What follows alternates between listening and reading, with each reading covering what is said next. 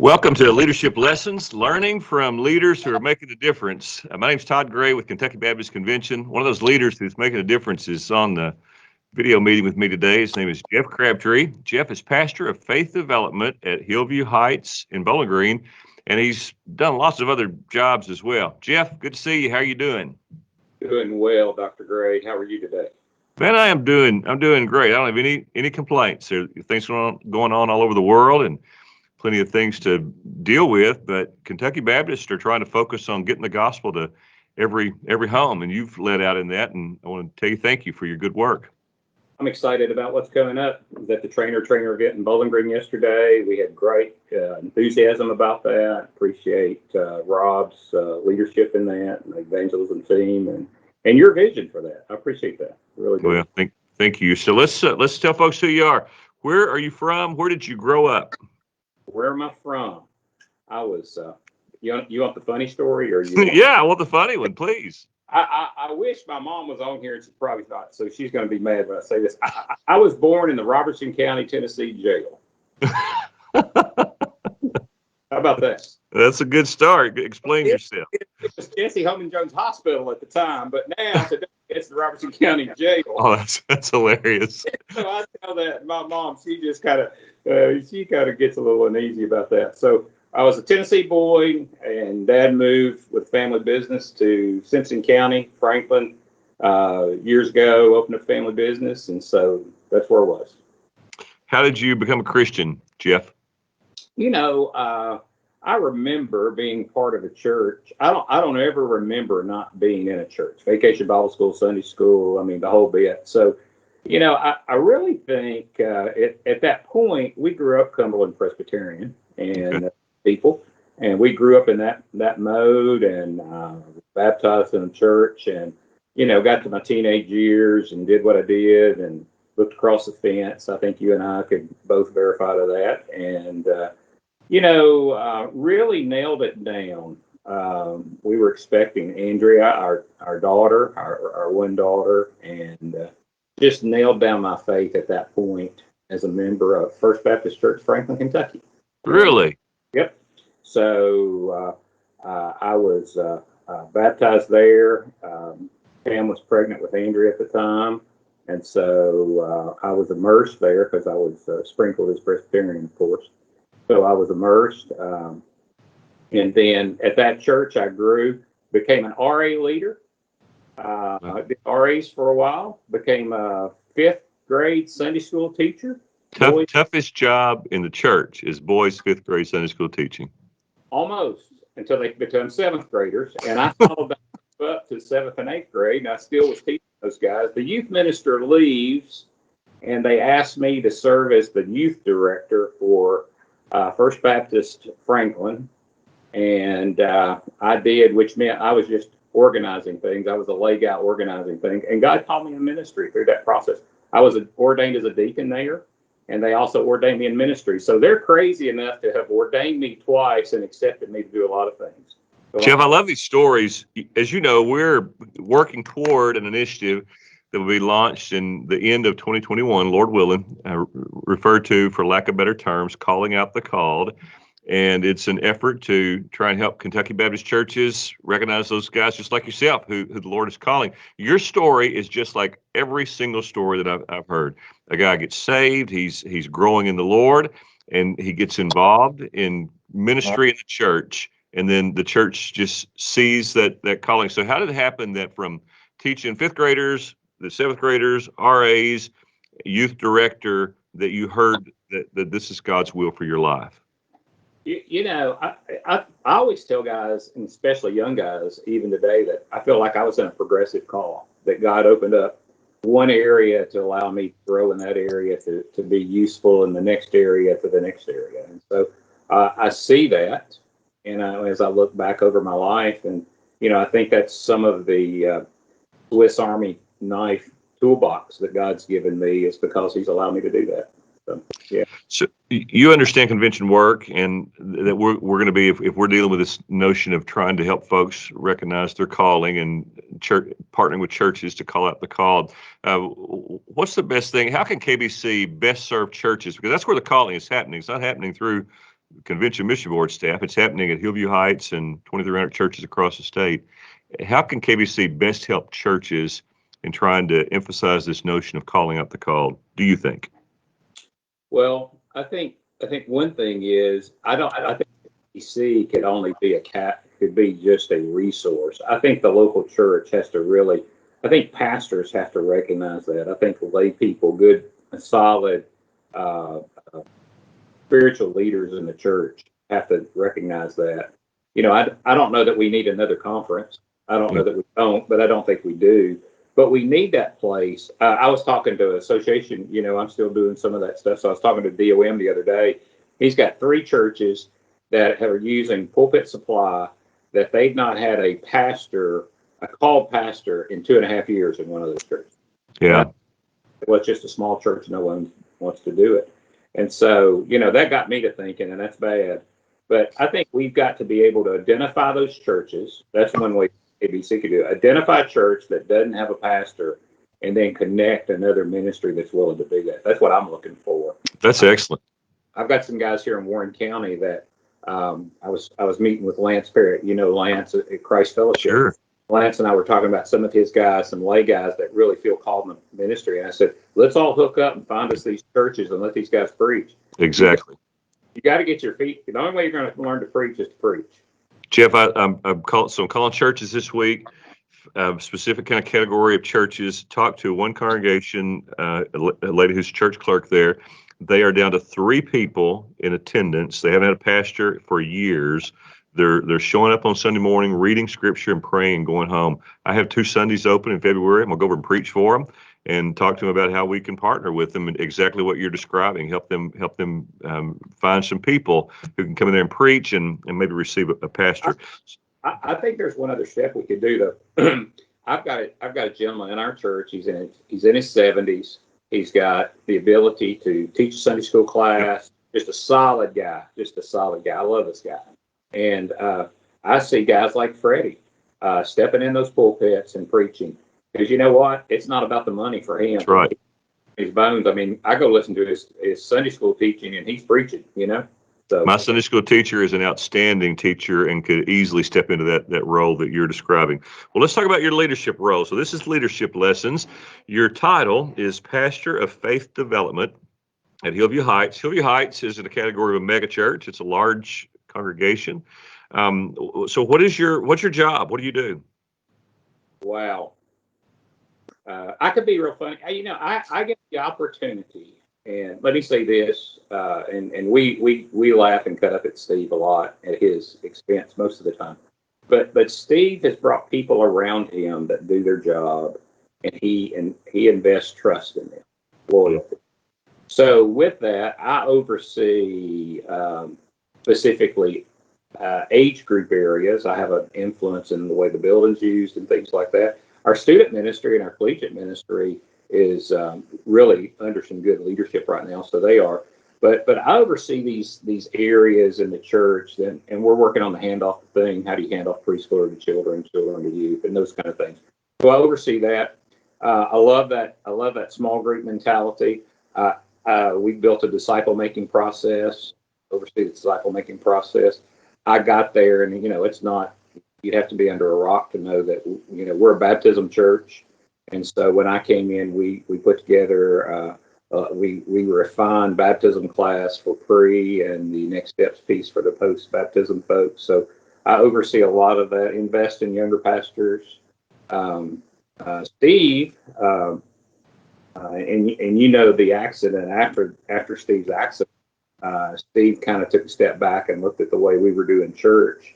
And so one of my roles is Pastor Steve, Pastor Jamie, Pastor Keith, who's our worship pastor, and myself. Every Monday, sit at the table. We're the 4 pastors, and Steve calls us the Big 4 most of the time. But we sit around the table because we represent all areas of the church. We figure around that table, we've got a pretty good handle on everything that's happening in the church. And so part of my leadership is leading from that table. Yeah. So you're part of the overall leadership team of Hillview Heights. Jeff, somebody's texting while you're talking here, a friend of mutual friend who says everyone wants to know what Jeff does at Hillview. So you can respond to that one privately. You've done a lot. You described yourself a while ago, a Swiss Army knife of ministers, and that's true. You've just done a little bit of everything. You were a student minister. You've served as a traditional minister of education. You served as a DOM when they were called DOMs, Directors of Missions for Warren Association. Now they're referred to as AMS, Associational Mission Strategist. So different jobs that you've done. Let me read 10 fast facts on Jeff Crabtree. Married to Pam, just celebrating their 40th anniversary. Father to Andrea. Grandfather to 2 little girls, and they call him Ruru. Is that right? Mm-hmm. All right. The greatest name I'm called by. Serves as pastor of Hillview Heights in Bowling Green. We were talking about that just now. You formerly served with KBC as one of the original regional consultants that we put together, and you and I served together in that role. You have started a consulting agency called Compass Church. I want to hear more about that. You just let out an interim pastor training along with some others in your association. You've served again as a DOM, AMS. Mentored, I think I've heard you say, mentored, but to some degree, by Jerry Oakley. Is that right? Jerry was the DOM prior to me, and we just celebrated his life. His funeral was yesterday. Dr. Oakley was a very influential guy on our association, and Jerry was my friend. Jerry was the guy, and I've got a lot of those. I talked to one of those guys on the phone this morning. Jerry was a guy that we could disagree without being disagreeable. Yeah, it's wonderful. Appreciate that about Jerry. Yeah. Well, that's needed today. You also have 3 brothers, 2 of which are pastors, right? Yes. All right. So let me ask a couple of questions about those. Growing up in a house full of brothers, are you the smartest brother or the best looking one? Yes. It's funny, Buddy got called back to Franklin. He came to Calvary to be pastor some years ago when I was at First Franklin, and it was his first Sunday. We're at McDonald's on Sunday night after church, and this lady walked up to me and she says, "It's so good to have your brother as our pastor. He preached such a good message." And I said, "He did?" She said, "Yep." I said, "Did he preach on sin?" She said, "He sure did." I said, "That boy steals my sermon every time he goes into preaching." Y'all have fun together. I love your brothers. So tell us about this consulting ministry. It's called Compass Church. Why are you wanting to start something that kind of has your hand involved in providing consulting or helping churches? So Church Compass, it's the Church Compass. Church Compass. Number one is I'm not getting any younger, and there's a day that I don't see myself pastoring. I don't see myself doing those things, and I still have a love for the local church. I get a lot of calls. Do you know somebody? Hey, can you help us do this? And Todd, when you and I were together at KBC, that the pastor search committee piece that we're using, that just energized me, and I really enjoy helping those churches. And I'm not talking about large churches. I was on the phone with a larger church in our area, but that church of 300 and fewer, and honestly, that bivocational pastor, I enjoy doing that. So that's part of what Church Compass is there for, is to help coach, help to encourage. I'll say this, and you don't even have to agree or disagree. You can just stay in that mode. But I think there's sometimes an outsider that can help a search committee where a convention staff guy might be looked at wrong, might be read wrong. So I think that I've got some contacts that are still out there from all over the Southeast. And so I try to make those contacts. I try to keep my contacts with me. And so one of the things I hope to do, 2 things I hope to do early is to know guys that are really not necessarily looking for a church, but might be open to a move. And those guys wouldn't normally just throw resumes out everywhere. So I'd like to know those guys. And I think the second thing is positioning a church, helping them to identify who they are and getting them ready for the pastor. And some of that our church consultants with KBC does. I mean, there's no doubt the lines get blurry. But I also know working on that side, I had 421 churches, and it's hard to hit them all. So there's those expertise. So yeah. Well, so 2,300 plus Kentucky Baptist churches. Jeff, usually we'll say 75, 80% of those have kind of either plateaued or in decline and need help. So there's lots of room for lots of help provided. And you're a cooperative guy, so we're working together toward the same end. I appreciate your good work. You just recently led in an interim pastor training at the Warren Association. Tell us about, so what are 2 or 3 traits of a really good interim pastor? So an interim pastor, let's explain that, is someone who fills in between the permanent pastor resigning or moving on and the next guy coming. And that filling in could be 6 months, could be a year, could be 18 months. So what are some traits of a really good interim pastor? Well, I think the first trait is a guy that loves the Lord, loves the kingdom enough to go in and know that he's in that interim period. So, he knows he's coming in for a job and he's going to leave, to prepare them. So I think that's one. I think the second one is a guy that can listen really well and kind of understand the heartbeat of that church, because, I talked to a mutual friend today. We were talking about how culture trumps strategy all the time. Going in and a guy that's willing to do that. I was talking to a pastor the other day that said he'd been multiple years as an interim pastor at this church, and he hired staff and he built those things. And I thought that was really good. But sometimes if I'm the guy behind him, he may be building things that may not be suitable for me. So I think that's the other thing. But I think the interim pastor not only fills a pulpit, but he also fills that leadership. I talked to a chairman of deacons just last week, and we were talking about an opening that he had. And he says, man, I am getting guys that have never preached before to come and preach in my church. And I said, man, that's really great. That's great. How long are you going to do that? Because you're going to run across some things that you're going to need a pastor there, an interim pastor for. And I asked him what he did for a living, and he told me, I said, so you don't have the skills to be a pastor? And he says, well, you're right. And I said, those guys you're bringing in don't have the skills to be a pastor. They may have the skills to preach, but they don't know those. So I think it's those guys that can take their toolbox in and open that up. So it was a week ago, Thursday, we began that interim pastor training. Dan Garland, who retired at Lifeway last year, Dan and I are doing some of those and reworking some things. And Dan does a marvelous job. I did my Christian Ed thing and director of missions. We had John Mark Toby in, who had just finished something at Scottsville Baptist. Had Dr. Steve Rice in, and Steve brought us marvelous information about from his side. And so those guys left. We had a half dozen directors of missions and some pastors from around the state in, and that was enough. That was a large enough crowd with COVID.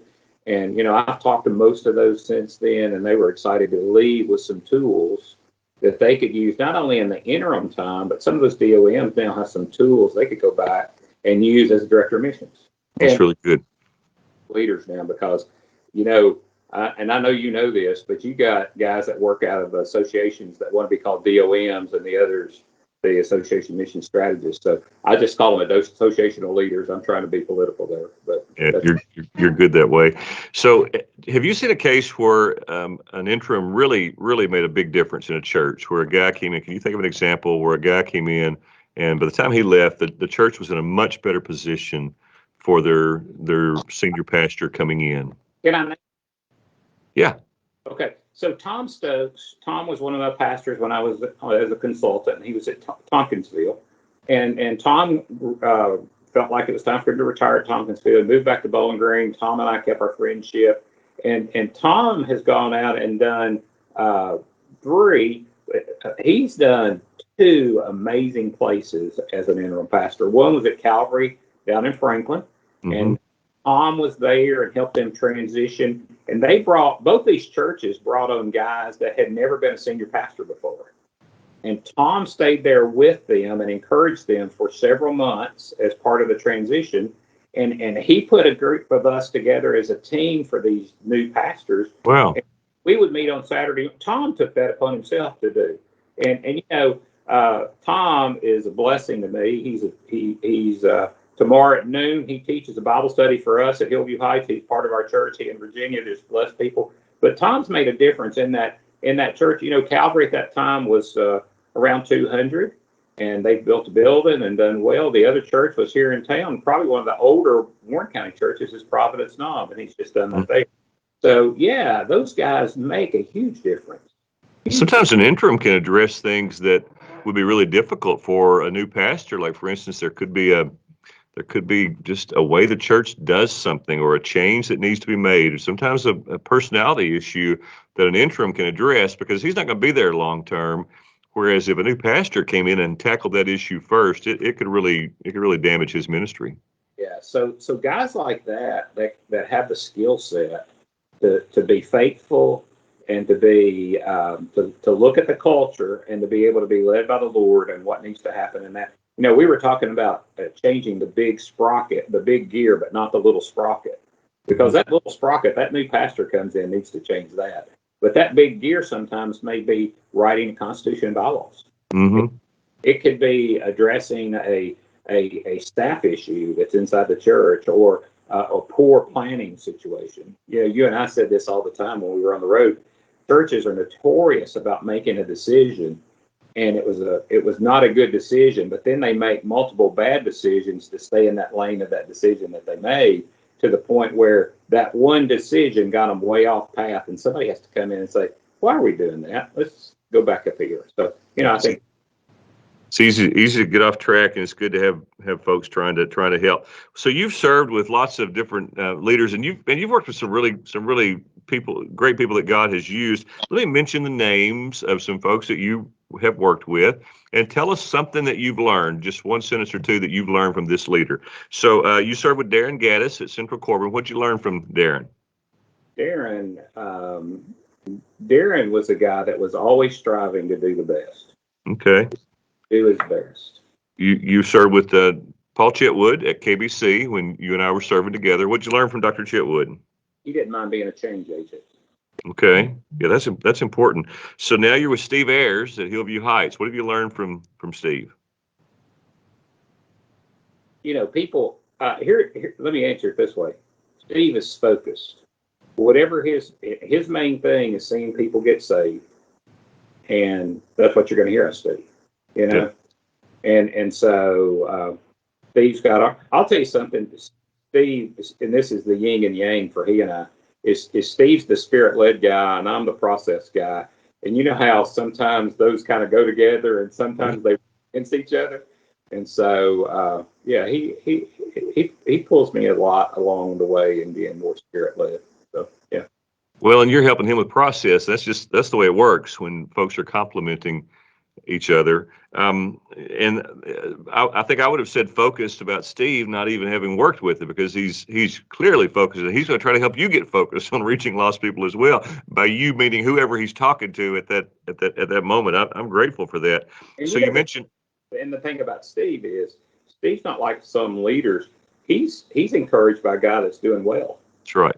Yeah. Jeff, I've watched him at your associational meeting. Steve was serving as the evangelism director for the association, and he is the number one cheerleader for the church of 20 people that just baptized their first person in the last 12 months or whatever. He'll be clapping for that guy and encouraging him probably more than anybody else in the room. I'm grateful for that about him. You mentioned Jerry. Go ahead. He comes out of the box. He doesn't need batteries. You don't have to put batteries in him. That's right. He's supercharged.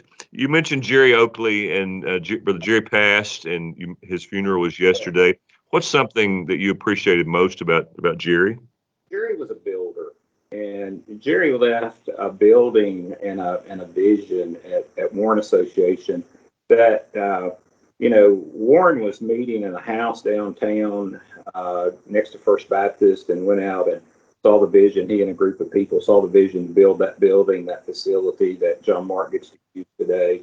And you've been there. It's a beautiful place. He's done that. Built the Hispanic building, which is now the ministry center that's housing 3 or 4 different congregations today. So Jerry did that. So he did those things, and so that was Jerry. He was a builder, but he comes from that builder generation. Yeah. Who else would you mention on that list of leaders that you've worked with and learned from? Don Mathis. What about Brother Don? What have you learned from Brother Don? Practical stuff.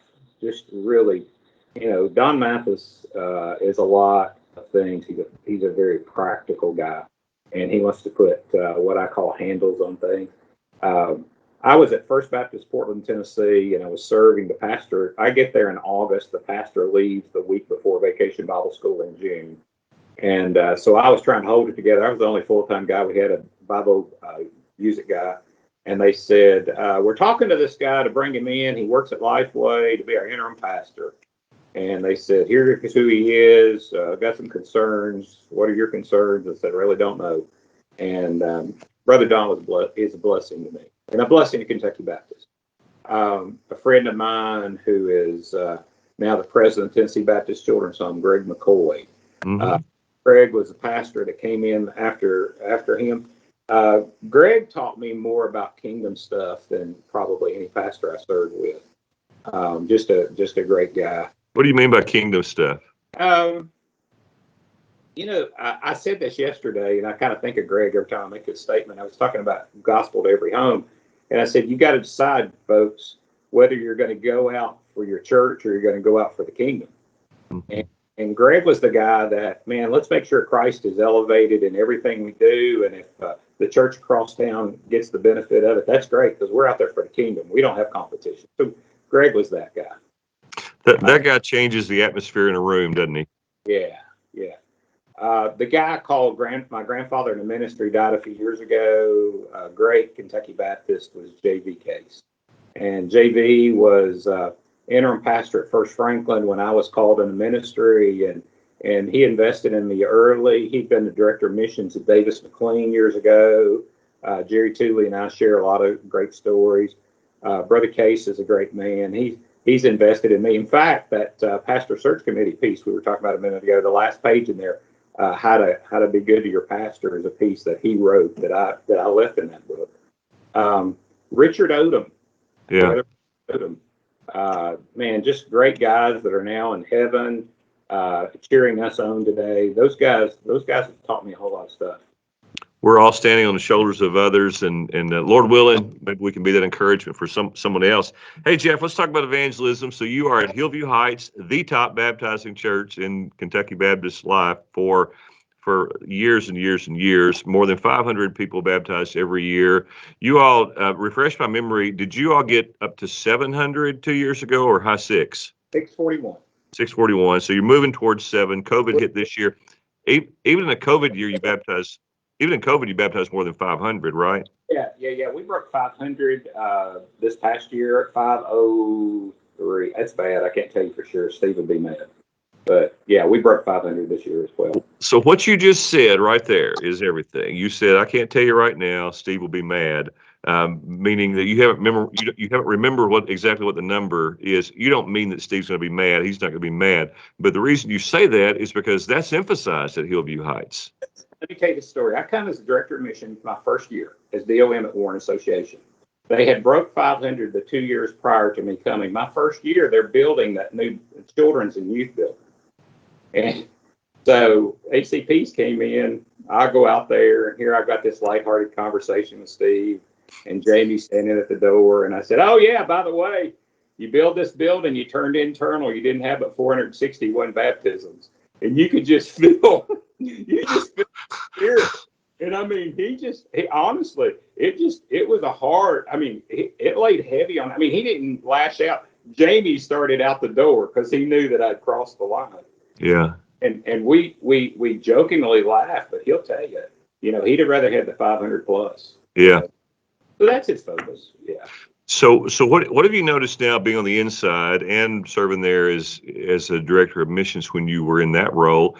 What is it that makes Hillview Heights special? How have they developed a culture that is really about reaching people and discipling those they reach? Oh, wow. Several things. I think one is Steve's an evangelist. I mean, that's how he preaches. I mean, so, and he'll get that person. He'll say, is that all you talk about is Jesus? And he'll say, yeah. What else are we supposed to? You get that guy. But, I think one thing is the people come with expectation. It's been kind of neat to watch. We've had several folks that are in smaller churches that haven't been meeting during the COVID thing, and they'll come in. They come and they see baptisms on Sunday. And they say, we haven't seen this many baptisms in years. And I'm going, you've just been here since we started back, and we don't like the number we're on right now. But I think part of it is we have an anticipation of baptism. Yeah. And we don't take that for granted. Our people want to see people baptized. And so that's I think one of the things that I really like, and most churches ought to do this, so leaders ought to think about this, whatever they do. But if you're a lay guy and your buddy comes to Christ and you've been in that process with him, and if he wants you to stand in the water with him, you can stand in the water with him. In fact, I may baptize him, or you may baptize him. I may ask the questions, but we'll have a pastor standing in the water. And man, I found out one thing about that. That's responsibility. Yeah. So that getting in the water, he's got now responsible for that new Christian. And I think that's a huge piece. Chip, folks who are not familiar with Hillview Heights could mistakenly believe that you all just baptize anybody that comes along, and you don't really work that hard at helping them to understand the gospel. What does a person actually go through? You have a baptism class, is that right? We do. We have we came in, and we've always had a baptism class. When I got there, we kind of made it a little more formal. We've got some written material, of course, and those kind of things. But and I don't take that credit. One of our lay guys actually, who was teaching the baptism class, says, everybody there, if you're a pastor, that's what they call you, pastor. And so he said, Pastor, you've never heard my baptism class. Why don't you come and do it and listen to my baptism class? So I did, and he taught it for me. And he had 4 questions. He said, what is baptism, or what is salvation, and why do I need to be saved? What is baptism, and why do I need to be baptized? Those 4 questions served as his overview for that class.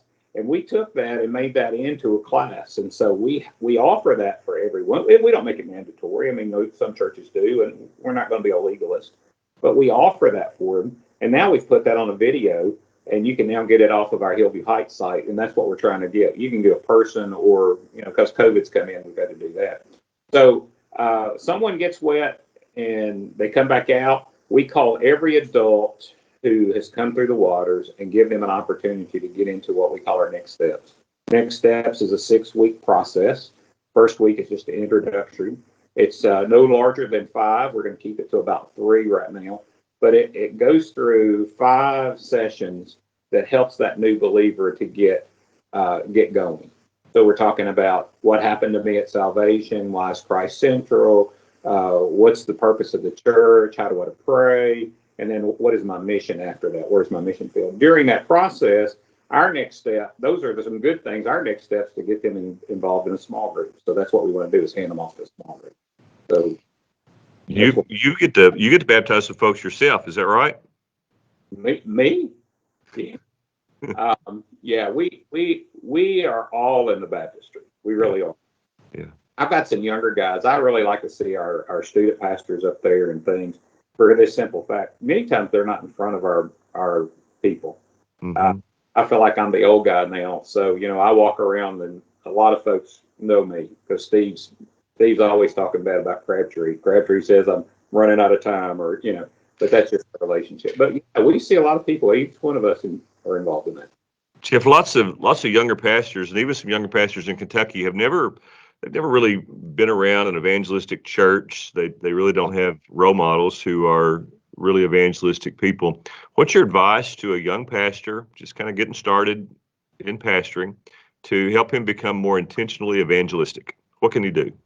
So, find a good mentor. I think mentoring is great. I think the second thing is set aside a block of your week, 1 hour, 3 hours, whatever it is, every week, with the primary focus of evangelism. I'm going to go, your deal's knock on the door, mine's to follow up, Mm-hmm. So I think those 2 things are it. I think in challenging the leadership, we talk about it in an elders meeting. We talk about people who are getting saved in our business administration meeting. So keep our leaders involved in that process as well. Because I think sometimes we think that's just for the invitation, and pointing towards those things. Gosh, you caught me on that one. I'd start processing about, what that would need. You've given some really good help. Just those 2 things right there. If a guy finds a mentor, and we could help a young pastor find an evangelistic mentor. KBC has some people. Steve's oftentimes willing to coach some young pastors who are willing to do some things and make a commitment. Eric Walker was on here a while back, and Steve has worked with Eric. But just your statement about setting aside some time each week for evangelism, is very, very important. Hey, what about for a bivocational pastor? At least 50% of Kentucky Baptist pastors are bivocational. It's higher than that, but it's at least that many. How do you encourage a bivocational pastor who feels like he doesn't have time already, but he wants to be evangelistic? Todd, I think we've got a couple of different kinds of Bibles out there. When I smile because I think about, I love bivocational pastors. I think about Bobby Hatcher and I think about Kenneth Whitaker down here in Warren County, two guys that are just getting it done. And they choose to be bivocational pastors for one reason. Well, for two reasons. Number one, they don't want a church to tell them exactly what to preach. So they want to be able to have a source of income. They can preach and lead the way they feel like God's led them. And I appreciate guys saying that. But the other thing is they like being out in the public so that they are known as a preacher, but they're I really feel like our bivocational pastors are sitting in a place strategically where they have better connection to the lost than sometimes the professional pastor does. And I really hate to say that. I'm going to have to go brush my teeth after I said that. But that guy that can because I can get caught in my office, Yeah. Hey, Jim. No, go ahead. Another thing I think every pastor needs to do. Here's what is, because we do an altar. We have an altar where people come forward every week and pray. And I'm not talking about they come forward to join the church. I mean, families come down and pray. And we work that altar. And Steve's gift is walking, going, "Hey, you've been baptized, right?" And if they hadn't, they'll look at Steve and they'll go, "No." He'll say, "Well, why not?" And that leads him into a spiritual conversation with those people. And I'm telling you, nobody else has got a card, and Steve's got 3 because he's the right question. Steve asked the right question. So we need to do it. Well, I won't get into that. No, that's exciting. And Jeff, what you said about bivocational pastors, lots of our bivocational pastors are for that very reason. They feel called to the workplace and called to the local church as well. And those who are fully funded pastors, oftentimes it's easy to get caught up in the church work and not be out among people. So there's challenges on both sides. So fill in the blanks. Are you ready? Here we go. My favorite thing about ministry is what? Seeing people transform. Oh, wow. Least favorite thing about ministry is what?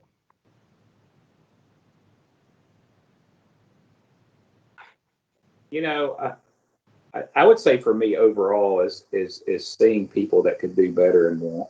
Yeah. And that goes to the transformation piece too. And probably my least favorite thing about ministry is when I don't put all my heart in something. Yeah. Yeah. So unrealized potential in others and in even in ourselves. One book every pastor should read.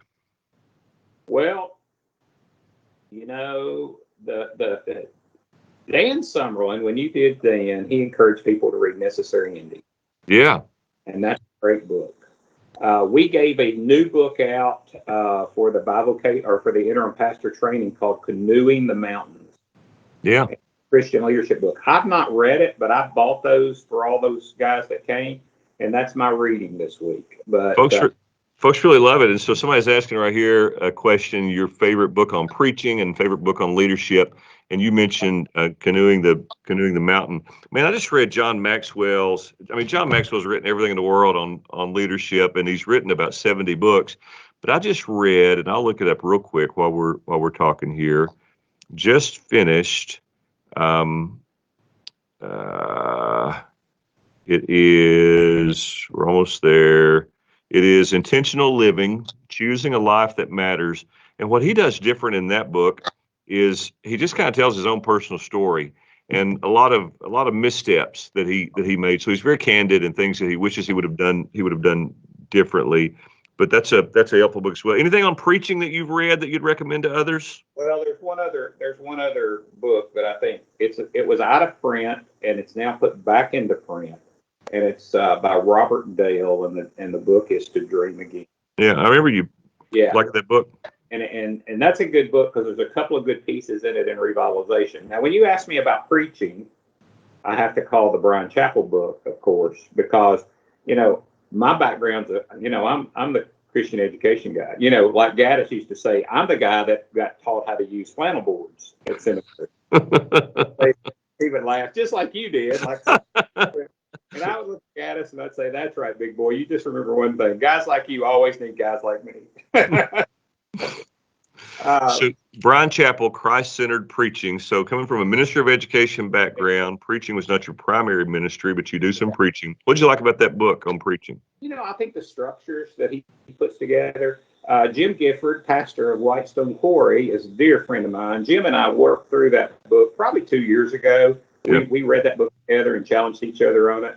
And that's probably that's probably the book that I think most of them do right now. Jamie Ward's son, Sam, is one of our residents, and he's not there because his last name's Ward, because I looked at him when he came on. He answers, he's on my team. And I said, man, Sam, I know that your given name's Ward, but when you're working with me, your last name's Jones. But I get guys like that, and that's the book I want him to read. And, he's a seminary student learning to preach. He feels like he's going to preach. He's reading the Steve Ayers book right now. He has to sit with Steve, and Steve's encouraging him on preaching. And that's Hey, the great thing about the Chapel book is it will give you a preaching structure if you don't have one. It'll give you a format to how to kind of put together or craft a sermon. I found it very, very helpful. I didn't have any training at all when I first started preaching, and someone gave me that book, or I came across it, and it was a big help to me. But I've never had any training preaching after they heard me. So you go right ahead. Yeah. Hey, have you ever had any embarrassing things happen to you in 30 plus years of ministry? Absolutely not. What's the most embarrassing thing or the funniest moment that you can recall from your oh man, some of your experiences? Am I about to get you in trouble? This week or last? I don't know. That it becomes a blur. Yeah. I have fun with people, and as you say, the seventh grade boy comes out and makes it. Jeff, you're having a good time, and you're blessed to be around. Let me give you some quotes, and you interact with these quotes, okay? You agree, disagree, or how this is applied in your context. So someone says that you look back to move forward, and John Maxwell says that it's not experience that counts, but it's reflective experience. So experience you've learned from. Have you learned from some of your experience? Have you had some time where you look back and it made you more prepared to move forward? Through COVID, most of us, these have been difficult days, and they've been extremely stressful because it's almost like the goalposts get moved every hour, not every week. Yeah. And so I got caught up early into this, trying to keep a big church moving and my part and all those kind of things. And I'll just be real honest with you, I was really overwhelmed. And man, I was a bear to be with. I mean, I'll just be real honest with you. And it was almost like the Lord said, "You've quit reflecting," and that's true. So I've had to stop and make that time to stop and reflect, not only on how good the Lord's been, but how well was that? Mm-hmm. So, I'm a guy that says, let's make a decision and then evaluate it, and then we can adjust it and tweak it. But I think if we don't stop and reflect, and so I'm a journaler, and that's the thing I do is journal today. But I noticed that in those days where I felt darkness, I was not reflecting. And so is reflection, is this something you do daily, weekly, or as needed? To be real honest with you, every Monday I kind of reflect back over the week. So, with my calendar, you just ask anybody at Hillview. I'm a numbers guy.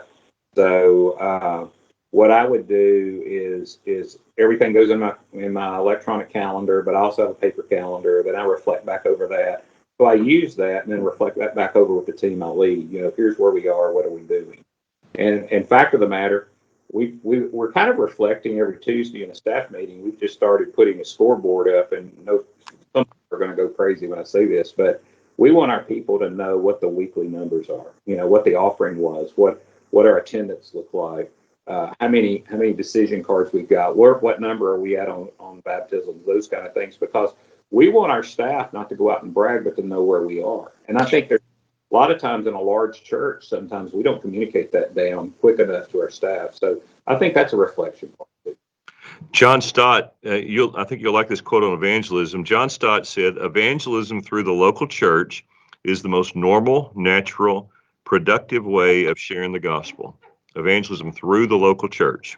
Most normal, natural, productive way of sharing the gospel. Do you agree? Yes, but I think the way we share the gospel through the local church is I'm going to get killed on this, but I don't think it's primarily through the pulpit. I think it's the action of God's people. Okay. Because I think today, once people go out and they live out Christ in front of the people where they are, and I think that's something that's really important for us today.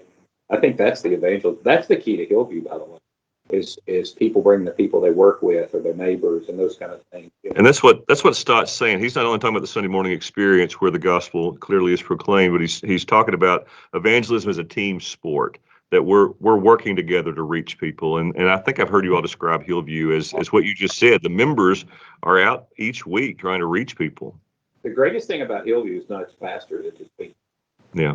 And you know, I think when you look at this whole process of evangelism, you know, that 70s model of get your people to church and we'll let the pastor tell them about Jesus. I think that's why we're seeing the decline in the church, you know. But if I go out and show Jesus to a community, I mean, and then they say, or you belong to a church, you know, if I'm not, I don't have to go out with a Hillview sticker on.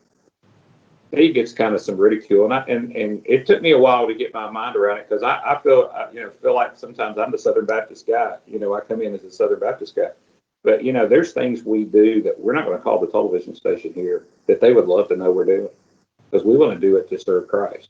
Mm-hmm. You know, it's not about making us known; it's about making Him. Yeah. And I think that's where the church gets it. I think that's a pure and simple evangelism strategy. All right, listen to this one. Ian Bounds said, people are God's method. The church is looking for better methods. God is looking for better people. Have you heard that before? But I love whatever Ian Bounds says, you know. Yeah. Church is looking for better methods. God's looking for better people. The Lord always developed people. Transformation. You know, we got to be better than we were.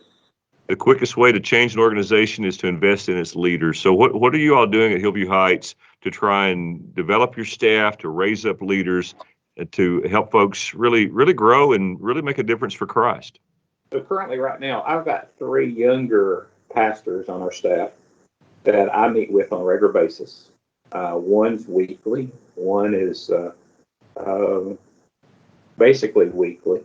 And the other one is coaching them, and they're all 3 at a different place.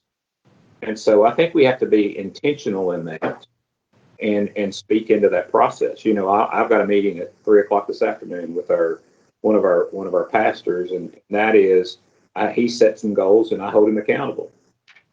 The way I hold you accountable is when you quit doing your work, I quit meeting with you. And this young guy, I love him to death, but I've done that with him. You know, he went a year and he was plumb to me. He came back in and he says, okay, I give up. And yeah, I think that's what we have to do. We have to make time for that. So I think we have to, I mean, I think it's the old Promise Keepers menu. I think you got to have a Paul and you got to have a Timothy. Yeah. Somebody's got to be your Paul and somebody's got to be your Timothy. And, you know, you've got to make that intentional time. Yeah, we all need folks that we're looking up to and folks that we're trying to bring along. Hey, Jeff, let's talk about the team leadership model at Hillview Heights. So Hillview Heights has obviously a pastor, lead pastor, Steve Ayers. Jamie Ward, is Jamie a co-lead pastor? Is that his title? You're pastor of faith development. And then there's a 4th person. Who is that? Pastor Keith Scarborough. Okay. He is our worship pastor. All right. And so the 4... Jamie hit Hillview within a month of each other. So they've been there 13, 15 years, something like that. So four of you are providing the primary leadership for Hillview Heights. You work with kind of an elder group as well. Is that right? Yeah. We have 12 guys that are elders at Hillview. We call them elders. They used to be called deacons. But we're accountable to those guys. They can speak into the process. We come in and we vet everything we do. We give them, have a monthly meeting to hear about it. Before I came into this role, they had already begun this deacons ministry. So we've got 24 guys, most of them are younger guys, that are involved in service ministries. And so we've got those guys that are deacons. So they may be out working on a widow's house, or they may be parking cars in the back lot, or they may be doing who knows what else. So that's why we have that model. Most of these guys who are elders at Hillview have been part and been with Steve, gosh, 15 plus years, maybe longer than that. Well, Steve likes to say he's pastored every size church at one location, 30 people to 3,000 plus, or whatever the attendance is now. That it was 30 when he came. Hey, so what are the benefits of a team approach to leadership instead of one guy just trying to figure it all out? Well, I think the real thing is we can come in and you've got guys that you bounce off what you're doing in an area or what we're doing in it. And it's not only, well, how does that affect faith development, but how does that impact the whole church?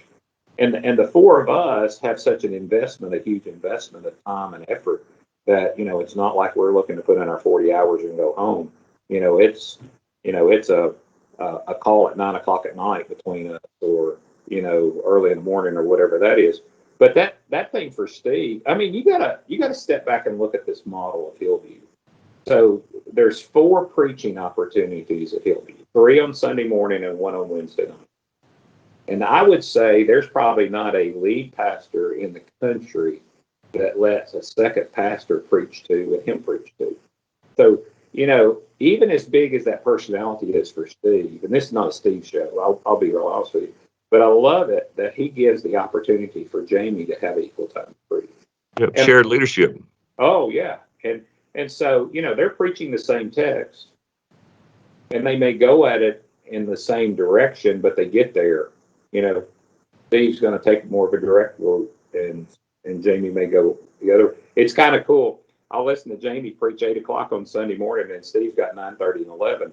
And you'll hear, well, Dr. Ward said this morning, or Jamie will get up and say, Pastor Steve said this morning. Yeah, that's good. How that is. Yeah. Jeff, so there's some challenges. I mean, for being in a room trying to lead through things. What are some challenges that could come up in a team approach to leadership? Well, the obvious one is a disagreement. Yeah, that's obvious. But for us, if the kingdom's the advance, then you check your ego at the door. I mean, if your feelings get hurt because you go into a meeting, I mean, you don't come into a room with us because your feelings may get hurt. But the thing about it is we can disagree. We can disagree without being disagreeable. And so I think that's huge. You and I talked about this the other day. I think a small church can do this. Yeah. Those other 3 guys that sat at the table with a senior pastor don't have to be on the staff. But you got to watch who you put in that role, because you may handpick guys that believe just like you do. Well, you got to admit, Steve and I are sometimes from a vantage point are different, and I think that's what makes us unique. I wear khakis, he wears cowboy boots. And I say that because if you're going to use a dynamic like that, we've all got to be different. I mean, Jamie brings a lot to the plate, but I bring a different thing to the plate. Keith brings a different thing to the plate. And so we can sit back and talk through things. And when we leave the room, this is what we're going to do. And we're all in accord that way. So if a young pastor, a single staff pastor, or any age pastor who's a single staff person is trying to develop a leadership team within his church, whether some of the men be some deacons or folks he's worked with, I heard you say, don't go at it quickly. Give it some time. Get to know people, to understand your differences and similarities. And so can you give an example where something that you all were trying to figure out together was made better because it was a team project that you were leading it together? March 13th, 2020. Wow. We sat in there in the room on Friday the 13th and decided that on Sunday we were going to go live stream. I came to the place and my deal was, okay, let's go live stream, but let's leave the doors open just to see how many we found. And that's what I brought into the room, because we had talked about it for 2 days. Pray about this. We've got to make a decision. And we had never live streamed before March the 15th. Wow. Yeah. So this was coming down the pipe really fast. And so we prayed frustrated because we weren't frustrated with each other. We were frustrated with the situation. But when we left that room after a couple hours, this is what we're going to do.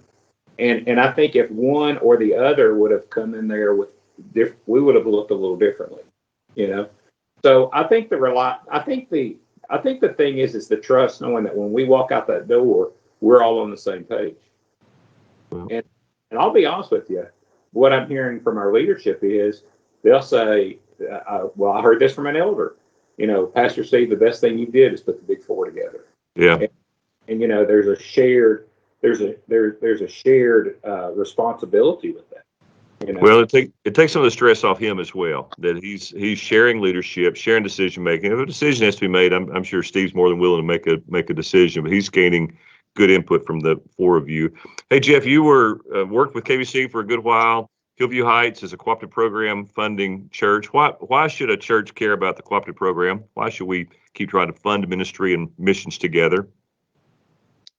Well, I don't think any one church can do the work by themselves. I think one way is it's part of the Great Commission.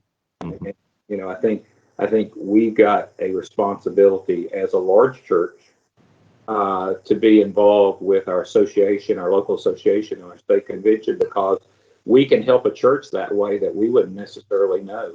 The other thing about that for us is another church could call us, and we have kind of a common goal there.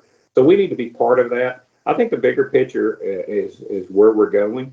I mean, you're my friend, Todd, but I said this to Dr. Chitwood. When I left the convention, Paul and I met and had a long conversation about, you know, kind of doing the debrief of me working with KBC. And I said, you know, the greatest thing you did for me at KBC? And he said, no, what? I said, you hired Todd Gray.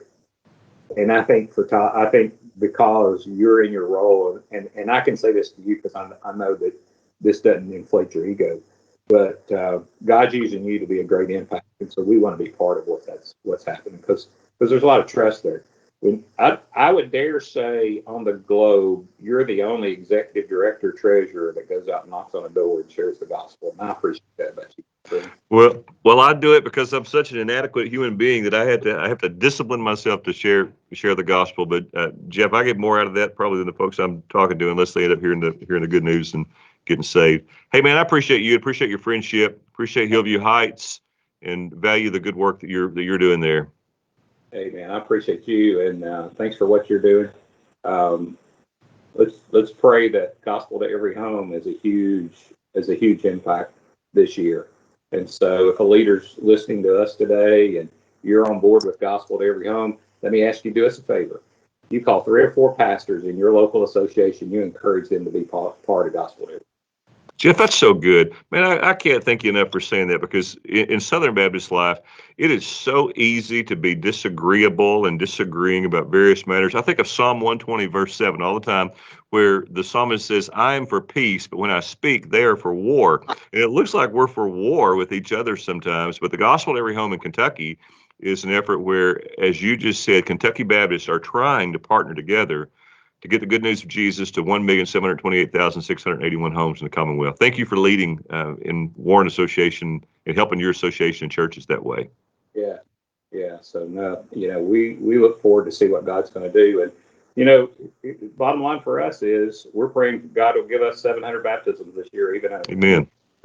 And we know that one way that we can partner with the Lord in this is to be prepared to do this. So we're going to put 152 person teams together and hit as many as 15,000 homes to do our part, so that we can see men and women, boys and girls get saved. And if that's at Richardsville Baptist Church or Richmond Baptist Church or wherever, we just hope that happens. Or even Glendale Baptist Church. My friend Richfield. There you go. That is so exciting. My guest has been Jeff Crabtree, Pastor of Faith Development at Hillview Heights. Jeff, thank you. Thank you for your leadership, your service at Hillview Heights, but also your service beyond there for the kingdom, helping your association and helping your state convention as well. Could I pray for you as we cut loose? Absolutely. All right. Dear Lord, thank you for Jeff, and thank you for our friendship and partnership in the gospel. Thank you for saving us, dear Lord. Thank you for calling us to make Christ known. Father, I do pray for Hillview Heights, and ask others that would join me right now. Lord, it'd be an incredible thing if they could see 700 people cross over from spiritual death into spiritual life and follow Jesus, their Savior and King, in believers' baptism. We pray that would happen this year, and we ask it in Jesus' name. Amen. Thank you, Jeff. Thanks, Todd.